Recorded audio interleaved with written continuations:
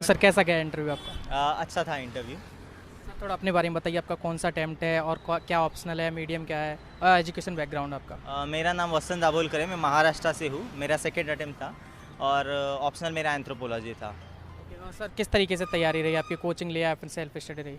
Mostly self study के base था। पहले मैंने कोचिंग लिया था, फिर कोविड के बाद सेल्फ स्टडी ही स्टार्ट की पूरी। कहाँ पे रह के तैयारी करी आप? मैंने महाराष्ट्र में रह के ही पूरी तैयारी की, मेरे नेटिव प्लेस के पास। सर आप थोड़ा अपनी स्ट्रेटजी बताओगे, किस तरीके की अप्रोच रहती थी आपकी पढ़ाई करने की? स्ट्रैटेजी तो सबकी सेम होती है, ऐसा कुछ डिफरेंट नहीं रहता। It depends on person to person. I say जो मुझे अडेप्टेबल लगा मैंने चूज़ किया, और एस्पिरेंट्स भी सबकी स्ट्रैटेजी स्टडी करे और जो खुद को अडेप्टेबल है वो चूज़ करे rather than following anyone. Sir current affairs का बहुत रोल होता है, करंट अफेयर्स को कैसे मैनेज करते थे और किस टाइम से? जैसे अटेम्प्ट अभी 5 जून का अटेम्प्ट होने वाला है, या फिर एक साल से पहले जो तैयारी कर कि कहाँ से करंट अफेयर उठाना है और किस तरीके से उसके नोट्स वगैरह बनाने हैं, कैसे मैनेज करना है? अभी तो अटेम्प्ट जिनका है वो मैगज़ीन से कर सकते हैं। अच्छा सा मैगज़ीन लो और उसमें से करो, क्योंकि करंट अफेयर्स का रोल होता है। पर यूपीएससी के पास्ट ईयर पेपर देखो, करंट अफेयर्स का कैसा रोल है। डायरेक्टली करंट अफेयर्स से क्वेश्चंस नहीं आते जो प्रीलिम्स के मॉक टेस्ट में दिखते हैं हम डायरेक्टली क्वेश्चन। और पेपर में जाके बहुत कन्फ्यूजन होता है कि अरे बहुत पढ़ा पर आया कुछ नहीं। सो ऐसा नहीं होना चाहिए।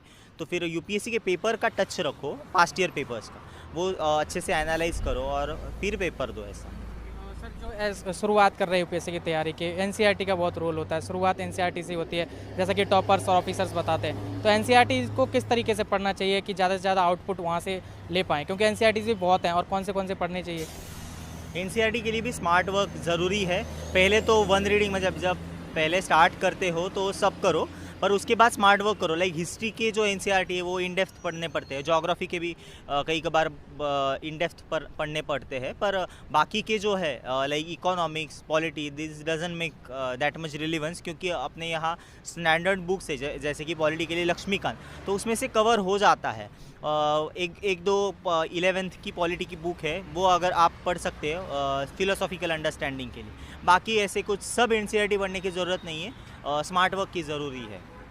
सर रिसोर्सेज कैसे मैनेज करें और कहाँ से आपने चीज़ें उठाई, बुक्स वगैरह? जो भी एस्पिरेंट नए होते हैं वो तैयारी करने मुखर्जी नगर या करोल बाग आते हैं, तो जब मार्केट में जाते हैं तो एकदम से सारी बुक खरीद के लेके आते हैं, बहुत सारे बुक्स हो जाते हैं, क्योंकि मार्केट में आजकल बहुत सारे कॉम्पिटिटर मौजूद हैं, बहुत सारे कोचिंग वाले हैं, सबके अलग अलग बुक्स हैं, नोट्स हैं, तो एकदम से इकट्ठे हो जाते हैं, फिर वो पढ़ाई नहीं हो पाती। तो रिसोर्सेज कैसे लिमिटेड रखें और क्या क्या रिसोर्सेज होने चाहिए शुरुआत में?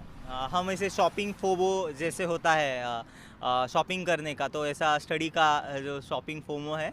आई थिंक जो आप सब्जेक्ट हमें पढ़ना है उसका एक ही बुक लीजिए, पूरा ख़त्म कीजिए, फिर से दूसरा बुक ले ली। इससे ये कम हो सकता है अगर आपको ऐसा फोमो है तो।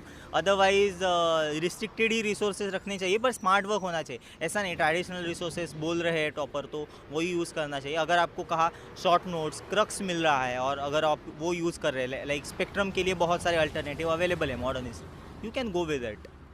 सर थोड़ा आप अपनी स्ट्रेटजी को डिटेल में बताओगे कि कैसे प्रीलिम्स और मेंस को साथ में लेकर चले थे, और डेली का कैसे आपने डिसाइड करके रखा कि ये सब्जेक्ट ऐसे इतने दिन पढ़ना है, ये टाइम से पढ़ना है और दिन में किसको कितना समय देना है, उसको थोड़ा डिटेल में अगर आप बता पाओ। रिवर्स टाइम टेबल कीजिए। एग्ज़ाम का जो डी डे है उससे पहले कैसे आप हमें टाइम स्लॉट्स डिवाइड करने हैं, तो फिर वैसे कीजिए। It will help I think. Sir आप रिवीजन कैसे करते थे? रिवीजन करना बहुत इंपॉर्टेंट है। मोटिवेशन में या फिर जोश में आके तैयारी करते हैं तो 10-10 घंटे पढ़ लेते हैं, लेकिन जब 15 दिन में जो चीज़ उठाते हैं फिर वहीं वापस जाते हैं तो वो जीरो हो चुका होता है। तो रिवीजन करने की कोई स्पेशल टेक्निक है आपकी? किस तरीके से रिवीजन करते थे आप? ब्रेन में न्यूरल नेटवर्क्स होते हैं, तो न्यूरल पैटर्न्स प्रोग्राम होते हैं, तो जो हम पढ़ते हैं अगर वो रिवाइज नहीं किया वो तो लैप्स हो जाता है शॉर्ट टर्म मेमोरी में। तो फिर आई थिंक आप हाफ आवर के पैटर्न्स फॉलो कर सकते हैं। 25 minutes reading, 5 minutes revision, 25 minutes reading, 5 minutes revision, और 2 घंटे पढ़ लिया, आधा घंटा रिवीजन, ऐसे कर सकते हैं आपको जो सूटेबल है वैसे। पर रिवीजन इज़ मोस्ट इम्पॉर्टेंट। पढ़ा कम तो चलेगा पर